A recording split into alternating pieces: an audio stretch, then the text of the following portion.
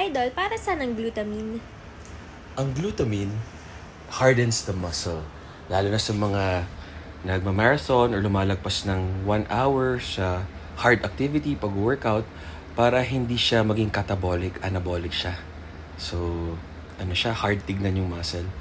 And then, at the same time, yung mga nagsusugar cravings, may mga pagkain cravings, mga salt cravings, pag inom ka ng 1 scoop of glutamine, which is 5 grams, tanggal yun. Dapat. So, dapat, pag tanggal ang cravings yun, legit ang glutamine nyo. Ang glutamine is a combination of amino acids, tas builds and repairs the muscle. Pampatigas, hardener siya. Anabolic. Ang creatine naman, hinahydrate tubig sa loob ng muscle. Pampalaki, volumizing. So, mahalaga ang creatine.